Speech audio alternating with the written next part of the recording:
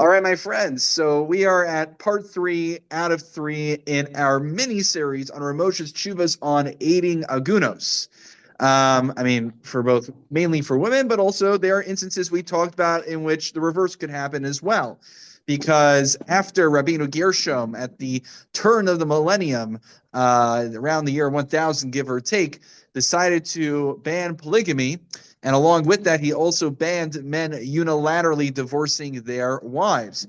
However, if there is a woman who is, I think the word's intransigent. I think it's one of those words I only ever see written on paper, but don't know how to pronounce. Hopefully, I got that right. I've seen intransigent or recalcitrant, or take whichever SAT word you want, who essentially is refusing the divorce. There's this idea, the heter mei rabbanim we discussed, in which you get signatures from 100 reputable rabbis, and you take the money that's he's supposed to give to her and the get and put it in escrow until she consents. What this allows them to do is essentially return things back to the biblical level in which polygamy is permissible. So it's a built-in escape hatch for a rabbinic stricture. But okay, let's just say heter mei rabbanim is very hard to obtain, and certainly for a woman, it's not an option on the table. So now we come to our most iconic option, which is forcing a get. Now, in a tshuva, Igros Moshe, Evan Ezra Chilek Gimel Siman Gimel, it's on page 9. Where Moshe writes, I underlined this at the end. He says, "Ach bechlal leika mitzias ledina lechapos v'zman hazeh, ubechol open tzarich l'shal she'itin geper tzono hatov." Both in principle and certainly practically, he says, it is not possible to force a man to give a get nowadays. Now, I want you to keep this claim in mind because we're going to see how true that is in the Rav Moshe Feinstein literature. We're going to see if that's really a hard, fast rule, but we'll save that for the end. So let's take a look over here at Mesoras Moshe, or actually, there's a few different options though, right? So if I can't twist the guy's arm and force him to give a get, what other options, what other forms of recourse are in our arsenal? So one suggestion is, if we look at the next page, look at page 10, this is Os Tesvav, maybe family members, the children could say, we are going to cut off our relationship with you until you give our mother a get. He says that could be a viable option. That's a social pressure, but it's full within the rights. He also entertains the idea, this is Os Tezayin, that you could basically have a woman, this was suggested to him, this wasn't his idea, a woman who's a third party, feigns interest in this man. They go on a few dates, and then she discovers, oh my gosh, you're a married man halachically still. I can't keep going out with you until you give your halachic wife a divorce. And then he'll give the divorce, and then she'll break it off for some other reason. So Moshe says, in theory, that would work in principle, but he says it's very hard to pull it off in terms of feasibility, to put all that together. But he says, in theory, that could be an option as well. And then there's, of course, and this is not his own unique idea, Rabbeinu Tam and others already came up with this idea centuries earlier, that such an individual, if this man refused to give a get, then he should not be given an aliyah, he shouldn't be given honors at shul, and these are things that will hopefully pressure him into doing so. Now, the key idea we're going to see is, behind all this, is that on the one hand, you cannot force him to give the get. But the question that's always lingering is, we can apply pressure to him to give the get.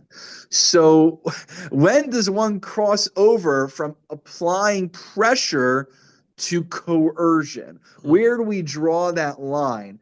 And that's something that both Rav Moshe and virtually any posek dealing with this question is always wondering, is where do we draw the line? And what he does is he distinguishes between pressure to give the get versus external pressure that the way to relieve the pressure happens to be by giving a get. Now that sounds very vague, and what do I mean by that? So let me explain. So if we look at Osseotes over here, you go to page 11.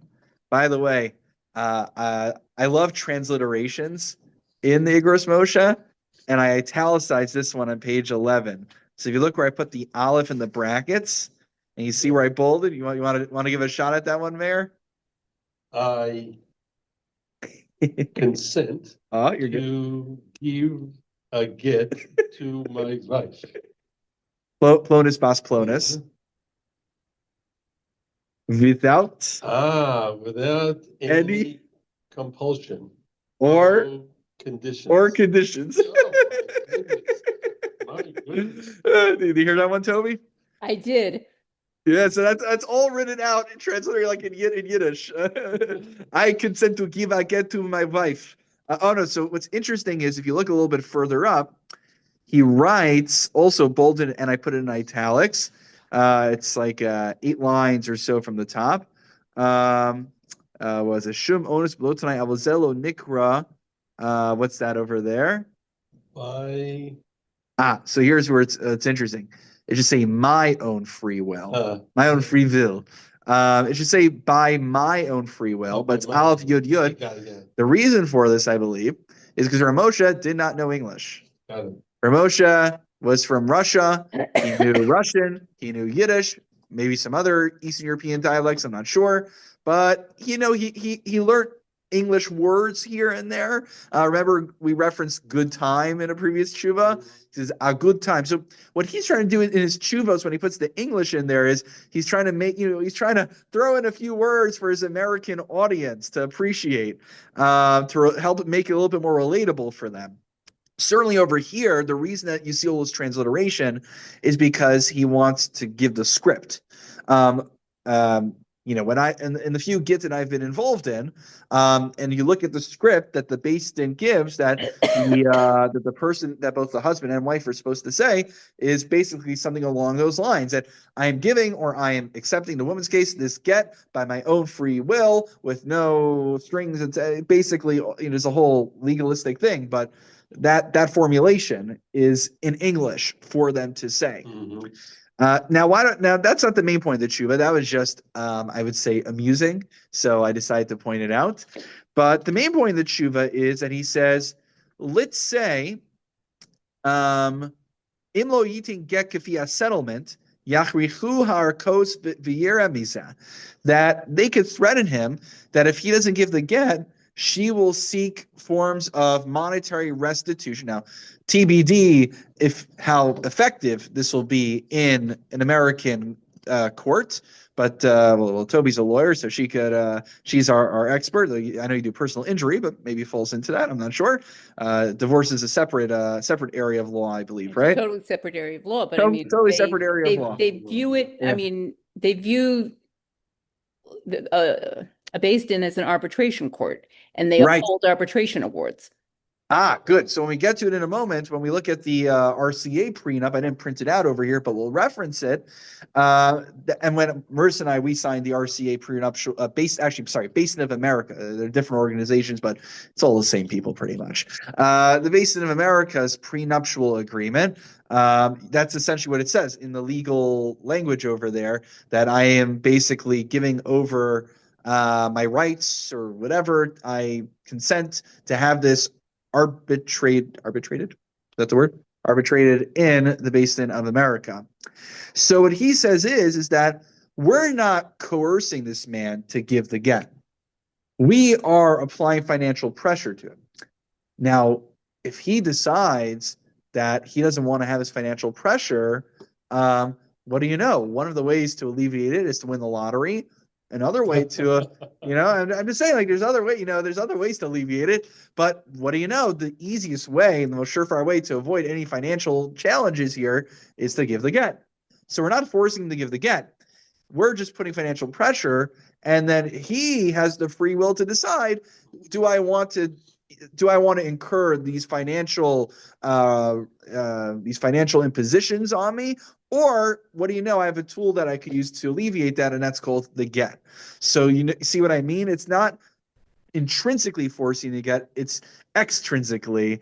And by doing so, we effectively are forcing the get, but without running to the issue of what we call get ma'usa, which is forcing the get without his ratzon, without his consent. That's the main idea. This is something that he reiterates in another tshuva. If you look over here in Oschaf, Evan Ezra Chilek Dad Siman Kufav, you look at the underlined portion over here, he writes, Me'acher deritzono bahamamon adiflo meritzono sholitin get. It's just that, he wants to give the get. He doesn't want to give the get, true. But it's not that we're forcing him to give the get. It's that his ratzon, his desire for his money, trumps his desire to withhold the get. So it's sort of an indirect. Exactly. Well, you hit him with a baseball bat a few times. It's not the baseball bat so much as he doesn't want the pain. I can make. So this is the Ram. Well, actually, that's not the Rambam. So the Rambam's argument is that deep down in his heart, he really wants to give it. That's the Rambam's argument. Yeah. But we'll get to that in just a moment. Not to worry. But I want to leave it as the big reveal at the end. So yes, I'm not going to go through all the details of this tshuva, but it's there to read to your heart's content should you wish to do so, or not. Let's see. Then in Oschaf Beis, or the end of page 12. Actually, before you look at that, the previous source we were looking at, I just wanted to point out it was written to Kihilas Adas Yeshurun be Johannesburg in Johannesburg. Just to point out that he gets questions from all over the world. It's not a chiddush. We kind of know that already, but I like to point it out when we see it. So he was dealing with questions from all over the world. Now, but Rabbi, that would, excuse me, the secular laws are different all over the world. Oh yeah. So maybe they don't have a concept there of an enforceable arbitration or. Oh, interesting. So we have to check up what you can't say that what he says in one place is necessarily going to have the same impact in another place. You are right. And so we have to see what the laws were in Johannesburg in around the year 1980. And I was going to say, when did the whole Jewish prenup? It doesn't happen until later. I remember the based in America's prenup. Yeah, it's they definitely had it already 20%. When my kids were getting married. What year was that, baby? So that was like 2006. All right. Yeah, I think it's a 2000. My daughter got married, I think, in 2002, and I don't recall that they had a prenup to do. Okay, so good discussion. We're getting into the prenup in three sources. Okay, I'm so glad that you want to discuss it because we're going to bring it up. So I'm glad that you guys see the direction that we're going in. Okay. One thing I'll point out is he says that even though we could apply financial pressure, he believes that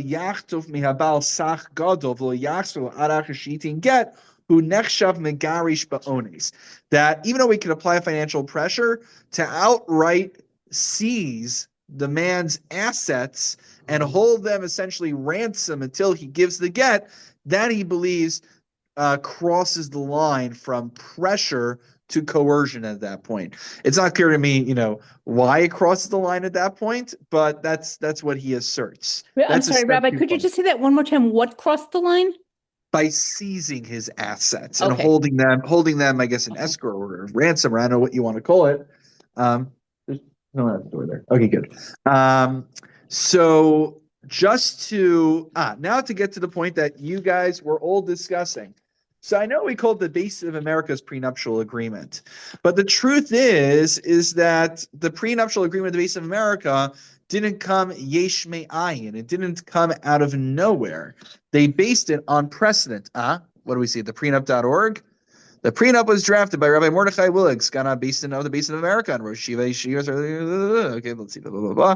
The concepts the concepts of a plan contained in the prenup predated 1994 and it was introduced. In 1664, Rabbi Shmuel ben David Moshe Halevi, the rabbi of Bamberg, Germany, published a compilation of Jewish legal forms called the Nachla Shiva, right? We never brought Nachla Shiva, but that's essentially the go-to for halachic documentation. Okay, so basically okay, let me, I'm going to read through all. I wanted to get a year. Yeah. So, okay, mid to late 90s, and then actually was implemented in the 2000s, it sounds like. So, okay. So they're pointing back to Nachla Shiva. Now, the truth is, at a wedding, we already have something called a Tanaim, which they point out over there. The Tanaim, Rav Moshe Feinstein, as I think Rabbi Willig, in his own words, actually described them as the Rav Moshe's eviscerated Tanaim. It used to be that the purpose of the Tanaim, we just quickly do it at the wedding. It's a great way to give out extra honors. You have the whole list. You have all these rabbis showing up. You have to make sure that everyone's egos are addressed. So, great, more honors to give out. So the Tanaim were used to be signed a year earlier at the engagement. And basically there was a penalty if one side backed out of the agreement. But since we do it all at the wedding itself, there's no point of the Tanaim. But we do it anyway because it's a minhag. And because you get extra kibbudim out of it. And then both mothers get to smash the glass, so it's a great photo op. So who's going to do away with that, right?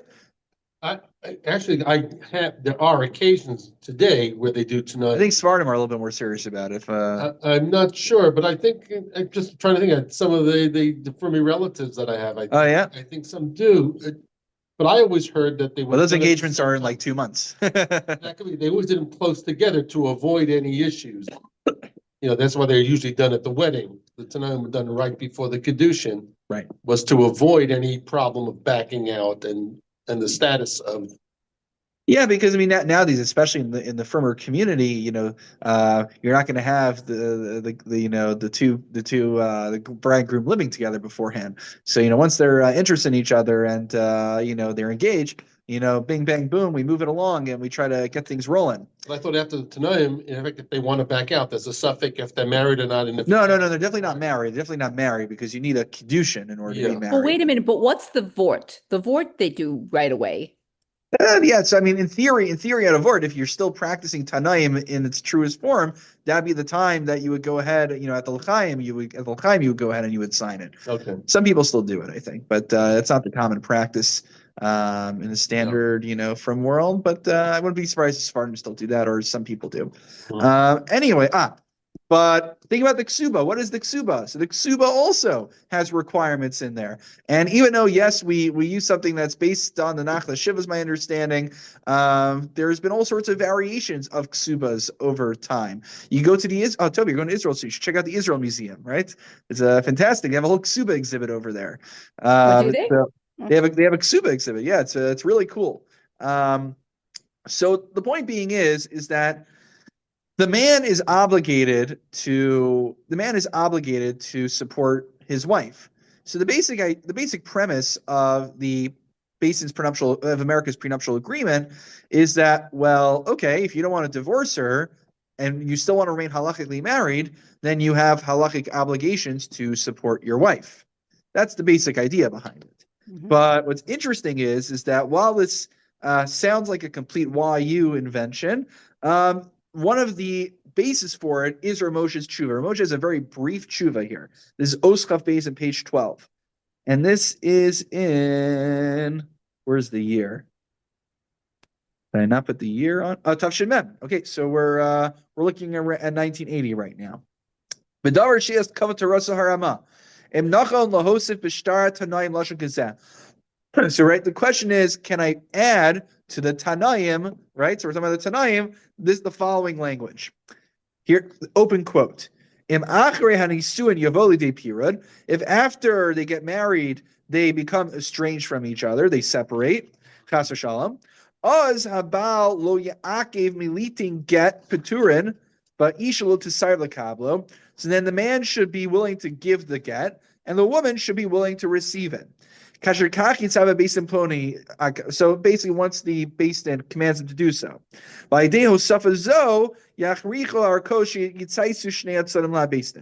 and so by adding this in, the arkos, it should be enforceable in court. That's the idea. That basically the arkos, if one side is is refusing to give or accept the get, then it is enforceable in a court of law.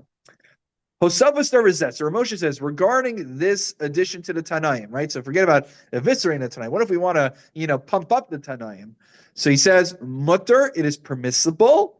And such a get that's given due to the pressures based on these Tanaim would not constitute a get mu'usa. It would not constitute a coerced get. It would be valid. Gam yesh toeles lahatzia mechev Igun. He says, not only is it permissible, but there's a benefit to it as well, to save this woman from becoming an aguna, which has been a centerpiece of his chuvas that we've been looking at. However, he adds, Avol tov she'ira es hachosen va'akala v'akiram heitev v'yishlachush mitzad tivam shetanai kazeh yigrom machlokis merivas b'nei chas Hashem. But one has to be careful, he says, that such an arrangement should not lead to tension between the bride and the groom. Not regarding the base, well, even though I think I have seen that actually, the Base of America's prenup, but I've seen regarding other prenuptial agreements, general prenuptial, that when one side of the family gets very, how should we say it, very adamant about adding all these different prenuptial agreements to their child when they get married, it could lead to a lot of unreasonable stress, a lot of tension, and I've seen a broken engagement because of that. And I remember talking to one young man who was reading through the Base of America's prenuptial agreement, and he had a few questions about it. It's a real, I'm pro the document, by the way. I signed it myself. My wife and I signed it. But on the other hand, I'm sure Toby, you could tell us as well. It's a legal document, and like any legal document, it's cute to take a selfie and say I'm saving the world. But any legal document you sign on to, you want to run it by someone who knows how to read law, legalese. You want to understand what you're getting yourself into. So Ramosha says this is a great idea, but you have to know the chas and kala. Now, I should mention that the Organization for Resolution of Agunot, ORA, their whole campaign is that they're trying to socially normalize the signing of the prenuptial agreement. So their hope is that by making it the norm, the same way you sign a ksuba, you also sign a prenuptial agreement, and then hopefully if everyone does it, it won't lead to that kind of tension. That's their hope that they're trying to do. The question is, I don't know the answer to this, is how widely it is accepted. Certainly, in the Chove world, certainly in the center-left YU world, I think also in the more right wing of the YU world, but definitely not in the yeshivish world. I don't think they use that. I mean, they're not going to say, well, I'm going to use a YU document at my wedding. So I think there's an attempt to make a more Haredi looking version, branded a little bit more Haredi looking for them. But I was at a wedding yesterday. I don't recall that being signed. Yes, it's it's interesting, right? It's that's one of the main differences you'll see at yeshivish wedding. The other one is usually just the chas and kala with parents walk down the aisle. You don't parade the entire, maybe grandparents, but you don't parade the flower girl and all that kind of stuff. Just the chas and his parents, and the kala and her parents. That's all that came down the aisle. Yeah, and the rabbi doesn't have to give a 20-minute speech under the chuppah either. No, but they had singing that went on for 20 minutes. Oh. Well, depends what kind of sing, So at the right, so at the modern Orthodox weddings now they do the prayer for the IDF. Oh, so this was family or family, yeah. Mazel tov. Who was the? Thank you. How are they related? So the father of the chassan is his mother, and my mother was sisters. Okay, I need my Yevamos chart over here. One's removed, cousin was removed. This is the son. Tough. Thank you very much. It's sometimes when I go to like the yeshivish functions, it's like it gives me that nostalgia. The thing is, we went somewhere over Shabbos. Lakewood next week. You're welcome to go. Oh yeah, sure. That's the funny thing is when we have our friends from Lakewood, they come into the shul for a minyan, and I talk to them. I have to remember the code switch back, because then sometimes I talk to them in with yeshivish sprach, with all the yeshivish isms, and then I turn to someone else. I'm like, oh wait, I have to, so there's this thing I think in like kind of like the African American experience called code switching. That when they're talking to someone who's from the hood, then they'll talk kind of like the street gangster talk, and when they're talking to someone who's not from it, they have to so there's this thing called code switching I saw on NPR, which NPR of course would cover that kind of stuff. So I realized it's like my own from version of code switching. There's an article. Yeah, there's an article to write, and so I don't have enough writing obligations already. I have to actually write something for the Morning Call coming up. They got me on the clergy rotation. The Morning Call is the local paper, so it's that's I have too many writing obligations. All right, but Baruch Hashem, it's like your lips were out from saying enough bracha. Okay, so let's so here's an article. I took an excerpt from Rabbi Rees's article. Rabbi Rees is Av Basin, I believe, of the Chicago Rabbinical Council's based in, which is essentially, I think, I don't know if they're officially part of the Base of America. They're all, again, kind of the same. Which people, Rabbi Rees is that? Is that Gedalia Rees? Rabbi Yonah Rees. Yonah Rees. Rabbi Gedalia Dov Schwartz, I think it's the Bracha, was at the CRC.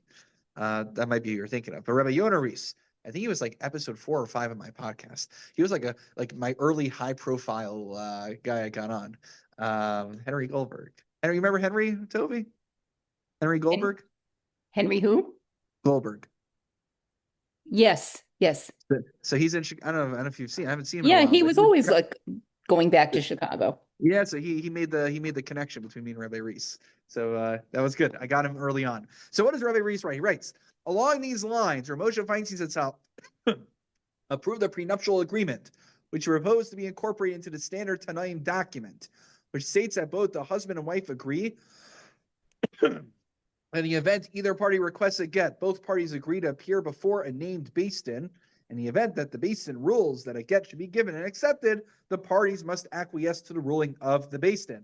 There's a footnote there which cites the tshuva we just saw. Ramosha added that the great advantage of this agreement was that it would be respected by the secular courts as a binding arbitration agreement to appear before Beis Din and is thus capable of enforcement. This type of compulsion does not lead to a coerced get, because the husband is only being coerced to appear before Beis Din, which is perfectly legitimate according to Jewish law. Now, 2 caveats I should give. Number 1, not everyone, surprise, surprise, not everybody concurred with Ramosha on this. I put a small excerpt from Ramosha Sternbach and Shulas Van Hagos, and our good friend Rabbi Yonason Roseman, Psichas Igros, cites Rabbi Blank's article as well. So not everyone agrees with Ramosha's Tanaim stipulation. The other distinction I should draw is we have to go back not in time. Oh, yeah, I guess back in time. Okay.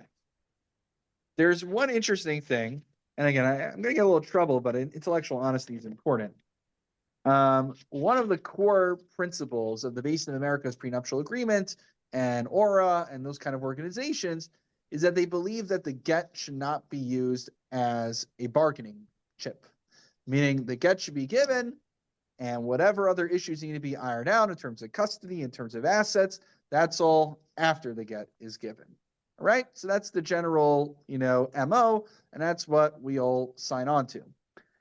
Now, I'm speaking descriptively here, not prescriptively over here. I need to be very clear, especially someone on YA Torah is going to listen to this and it's going to say, Moshe, Moshe Kurtz wants to, no, that's not what we're saying.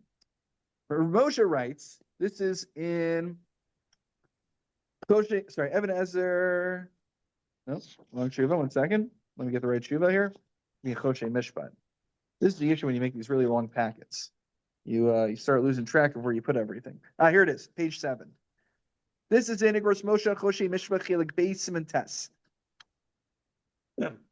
He writes, Avol bizmanenu kishe'ein lanu koach legavos mehabal vada yisha akev haget. If I understand correctly, he's saying is nowadays, this is talking about where the man wants a divorce, but he's not willing to pay, the amount that he has to provide, I guess alimony.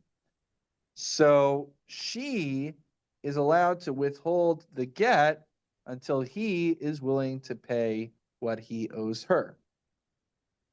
What's notable about that is that he basically just said the get could be withheld by the woman as a tool to extract the money that the man owes her. So he doesn't address the opposite case of the man withholding the get until, the common case is until she consents to a custody arrangement, or the sort. That's generally, one of the main reasons why it would be withheld. But from what he says here, I don't know if there'd be reason to assume that he wouldn't say the same in reverse as well. I'm not sure. But I just need to point out for intellectual honesty that I don't know, while the Base of America cites Rav Moshe as supporting their prenuptial agreement, I think largely he does support the idea of there being additional stipulations along the lines of what's in their halachic prenup, but I do notice a little bit of a difference in philosophy between Rav Moshe and what the Base of America is doing. Again, I would, go on the record with the Base of America's approach. That's what I sign on to, but I have to be intellectually honest and point out that there may be a little bit more nuance than the article might lead us to believe. Okay. Let's go into the final stretch. Home stretch, my friends. All right, home stretch. Remember how we got down this whole path because Rav Moshe Feinstein said we can't actually twist the guy's arm and force him to give a get? All right, psych, got you guys. He says you could do it apparently. This is always the big difference between the written word versus the reports. This is what I like to say is, I wouldn't say my chiddush, but it's a chiddush that our series does that most people, as I said at the beginning of our time learning together, every pulpit rabbi eventually does an Igros Moshe series. Look, again, these are high-profile topics in the 20th century. I'm going to give, a series of lectures, God willing, at the Federation. Hopefully people find it fun and engaging because I'm doing all the high-profile topics. But the big thing I try to bring in here are the broader literature, the reports about what Moshe did in real life. There's a report here in Darchei Moshe, which again is from a Rav Shachna Shiner, I believe is his name, from Lakewood, that when Rav Moshe's father, Rav David, back in Eastern Europe / Russia, depending where the border was that day, he told them to take a man and kind of like the gangsters in New York, put the man in his feet in cement and beat him until he was willing to consent to give the get. And they basically beat him within an inch of his life until he acquiesced. And even Rav Moshe himself, this is page 13, Oschafav, second paragraph, Tzivisi shekol abachrim yazus amakim chutz me'arba balei koach higati lav im sofer v'chrachtiv loseis get. That they cornered a guy on the Lower East Side who was refusing to give his wife a get. They found him in a base medrash somewhere. They told everyone to leave except for four, tough Chatzkuls, and he gets these four Bachrim who are really tough. They pin the man down, and they basically, not sure exactly what they did to him, but they forced him to consent to give the get. I don't know what to make of this, because Rav Moshe writes in his tshuva, he goes on the record saying we can't force a get nowadays. But there's a difference between what you do in writing sometimes versus what you do in practice. And I mean, there may have been other extenuating circumstances, some kind of, I can only guess, but that he felt he needed to go above and beyond in this particular case to get that get. It could very well be. And I will point out, if we are midday, if we look carefully at the language of that earlier tshuva, he doesn't say, in principle, you can't force him to give the get. He actually says that it's not practical, it's not feasible to do it. So he seems to, depending on what day you're looking and what source you're looking at, he might be more comfortable with the Rambam shita of actually forcing the get. Well, wait a minute. When was this story about when he forced? Ooh, that is a great question. What time period was that? Was that maybe before he had thought through all these things and written about them? So I don't have a precise date, but this takes place on the Lower East Side. So he's in this country, but we're probably talking 1940s and onwards. But that's still a huge range, right? We're talking like over 40, we have a little over 40 years to work with over here. Right. But then so when's the first time he wrote one of these chuvas about? Well, I think Yeah. in the Lower East Side, the Jewish communities, I don't remember it much past the late 60s, early 70s. Yeah. By the 70s already, it just seemed like it was the stores. The people had already emigrated, they, moved to the borough park, to other parts of Brooklyn. Yeah. It was old people, as I recall, back then in the Lower East Side. Yeah. The Chuvas about forcing. But the Chuvas about, yeah. The Chuvas about coercion are in the 1960s. So it's a lot later. So I say maybe what Toby's suggesting is that maybe this happened earlier, but here's the thing, I found seeming contradictions in Rav Moshe, where I found this just a few days ago. Remember, I don't know if we did the shir here yet. Did we do the bar bas mitzvah shir yet? Was that been away for a couple of months? Okay, so I don't think we did it in this context. Toby, I think we did. We may have done that one together, the bas mitzvah topic. So in the bas mitzvah topic, Ramosha says if I could get rid of bar mitzvah ceremonies, I would. I think you did it in shul on was it? It's a few weeks ago. That B'timim Chamarav, I may have something like that. Oh, you're right. Yes, I did. Yes, B'timim Chamarav. You're right. So that was the Darsh Moshe I found, which was in the Igros Moshe. He says if I get rid of bar mitzvah ceremonies, I would do that. But then in a 1940 something drasha, he says actually having bar mitzvahs publicly is a really great thing because it shows that even in this country we could still accept upon ourselves the Malchus Shemayim and the yoke of heaven. So the question is, what changed between the 1940s and 1950s? That Shua was in the 1950s.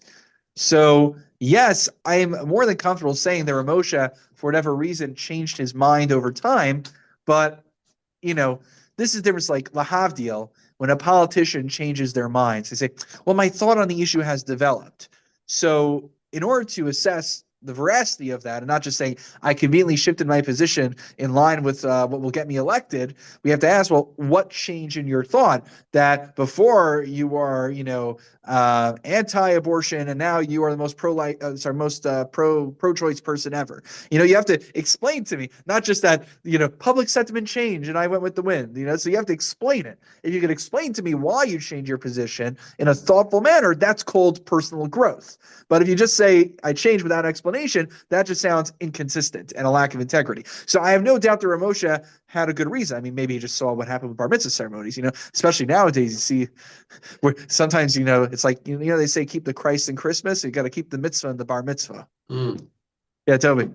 Yeah, I mean, with the bar and bar mitzvah thing, he may have come to view it as the way people say Kaddish. The people say Kaddish has saved the American synagogue because it forces people or people feel compelled to go. Without Kaddish, they might never go to shul. That's true. Same thing with bar mitzvah. Tell me. Yeah, same thing with bar mitzvah. That okay, in our world, yes, you're going to give kids Jewish education anyway, but a lot of people only give it because they want them to be able to have a bar mitzvah.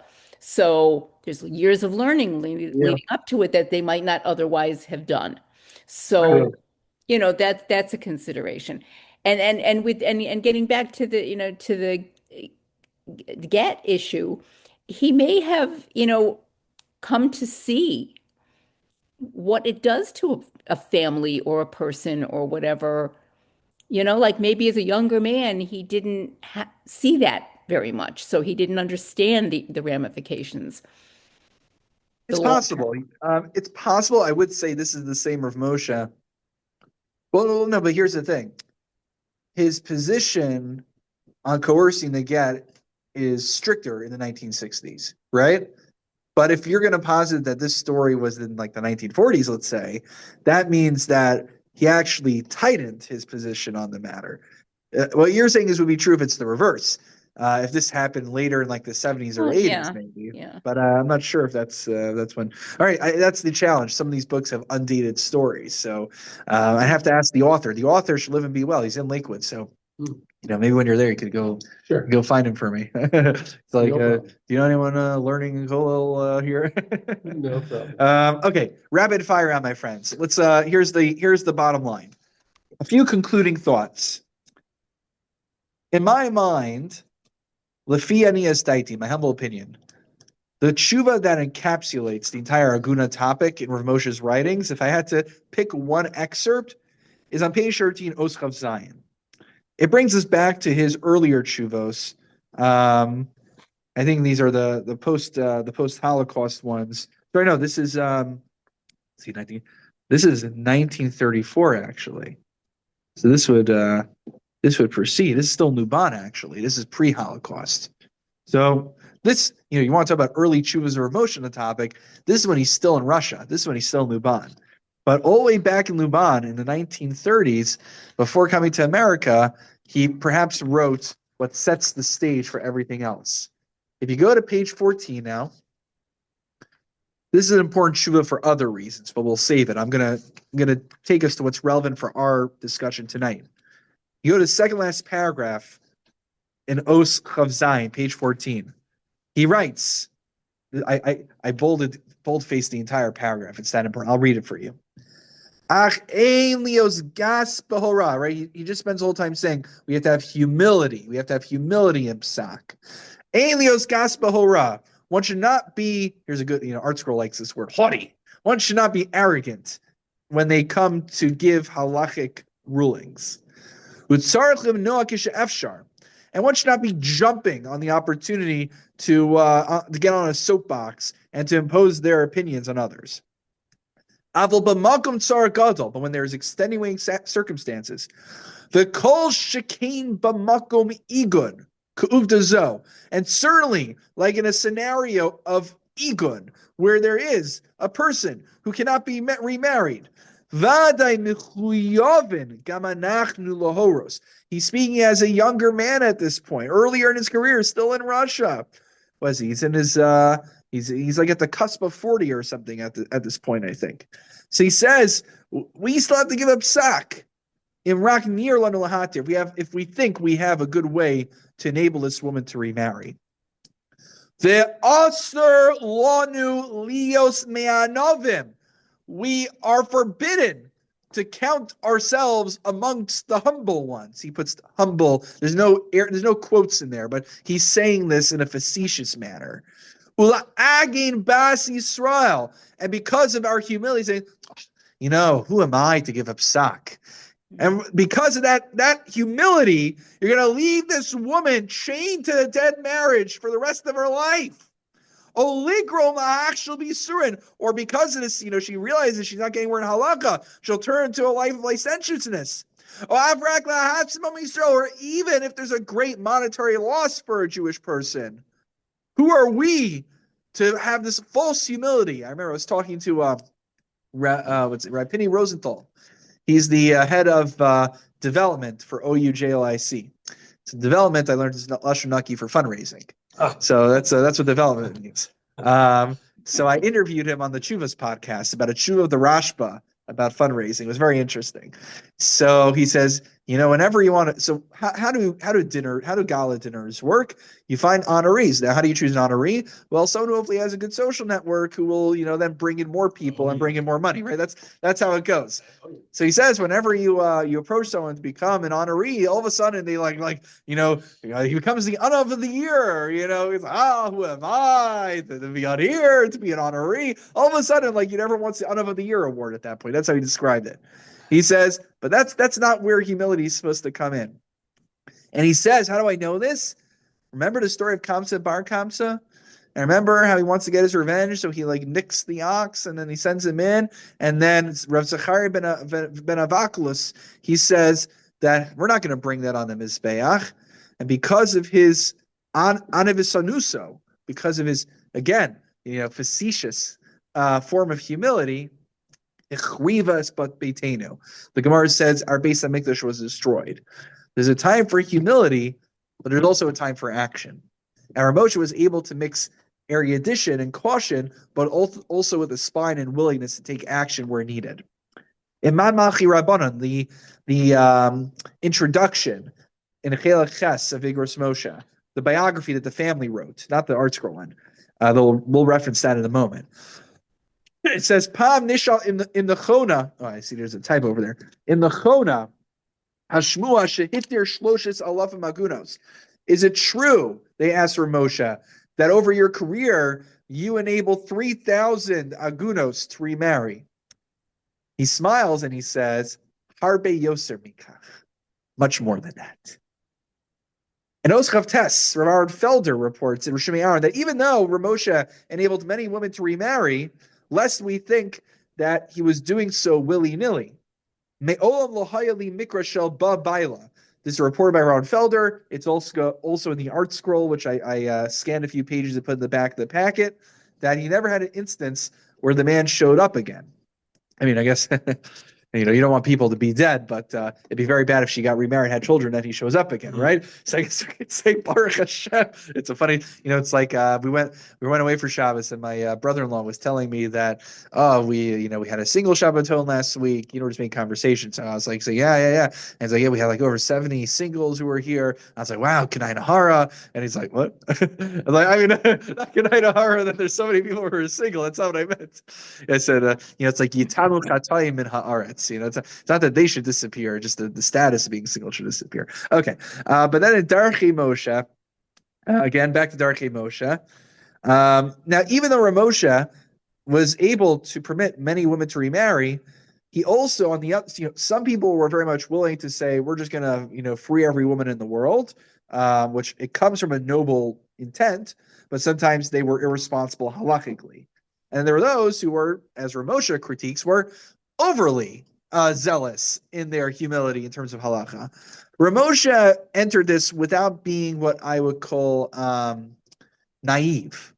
There was a case over here in Darchei Moshe in which a man came with a woman and he saw the man was uncomfortable and he kept prodding at him to figure out, like, wait, are you really the husband who wants to give the get?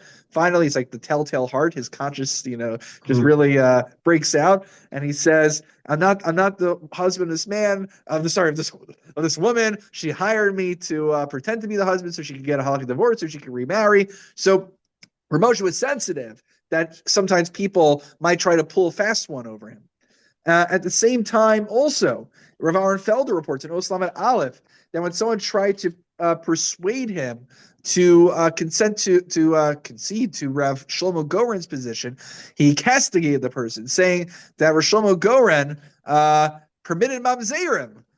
So he pushed back. It wasn't just like he said, well, it's an aguna issue. I guess we could just tear out the Shulchan Aruch. That's not what he did. He worked with the halacha. Not to say Rav Shlomo Goren wasn't, but the point of bringing this up is that he had to show that he had limits, to show that he had responsible parameters, and that he was willing to push back on those he thought went too far. And then let's see. Let's end off with this. Look at Oslam and Gimel in Zekenecha Yomerlach. Even in his older years, when I guess this is in the 80s at this point, where he was no longer feeling well. And his family did not want him to get too involved in communal needs. There are a few things that he forced himself to do. One, not on the source sheet, Rav Moshe Sternbach reports, is that when they had to get together to fight against Giyus Spanos, of women being drafted into the army, I think it's an Israeli one, he stood by with the Satmar Rebbe against that. So, you want to see Achdus. We always talk about Ramosh and the Satmar Rebbe going toe-to-toe against each other, but that was a force that united them together. Another one was for Agunos. Va'amar, should sarich li'shtadlam kol kochel lazarus aguna. You heard if there was an Aguna that needed help, he got up from his bed. Aval elam ledog al brioso. He says, don't worry about my health. There's an Aguna who needs help. Finally, Osam and Dalid. Not only did he help others, but they recognized his help as well. The art scroll biography will end off at this. There was an Aguna who for years received much chizuk, emotional support from Ramosha. Finally, she received her get and later became engaged. She insisted that only Ramosha could officiate at her chuppah, and Ramosha accepted this honor. Then he suffered a heart attack and was hospitalized when the wedding day arrived. The chassan and kala came to his bedside. There, in the presence of a minyan, is where their chuppah was held. And so this talks about how he spent his whole life helping others to enable their marriages. And, even to his final days, he didn't just free the women from marriages, but he ensured that they're able to remarry and to build a new life. So this is, I think, what makes Rav Moshe Feinstein's approach unique here, and his approach to halacha. I don't want to say unique because Chas V'Shalom say that there are other Rabbanim who weren't finding the right balance. But I think what really strikes me is his erudition, especially in the earlier tshuvos on the post-Holocaust agunos, the halachic prowess that you see demonstrated there. I mean, we only skimmed over it, but I pretend to say that I understood everything I read in there. I tried to give the highlights. So it's his erudition, his caution. He is cautious, as we saw, and also but his willingness, his resolve, the spine that he had to say, I'm not just going to have humility and stand on the sidelines. I am going to take action on this. And indeed he did. And as we saw, over 3,000, many more than 3,000 women were able to remarry, start their lives anew. And who knows, we talked about this at the end of the artificial insemination topic here as well. Think about how many more Jewish lives were created as a result of this. All right, my friends, that ends part 3 out of 3 of Eating Agunos. And next week, we're going to do Tuesday night because they asked me to give an invocation at the city council for the first thing of the year. I had to figure out what I'll actually say, but shouldn't be more complicated than putting together the shir, right? So that's Monday night. So then, Rabbi, at the rate you're going to be running for governor soon. I told Mayor Turk, actually, I said, when Shapiro runs for president and you run for governor, hit me up for your Jewish relations committee, I heard you brought the governor a bottle of Vino wine. I did, yeah. Well, Kevin gave me one. He was unaware that there was such a thing? Yeah, either that or he feigned surprise. It's not that well known, so I wouldn't be surprised if he didn't. And I would hope that the governor, always a proponent of things in the state, would, if he has an opportunity to go to some kosher event, that's my hope. Give Kevin some free publicity. But like I said, I have to give credit to one of my mentors, Rabbi Jeffrey Sachs. He edits the Unpacking Igros Ridden series. So he's like, look, in your first year when you're a full rabbi, you're gonna have lots of fun, running around, shaking the governor's hand, lighting menorahs everywhere. But you have to remember, Torah learning, scholarship, that should not fall by the wayside. That's our bread and butter. That's Kihim Chayinu Varech Yameinu. That's the ikar of what we do.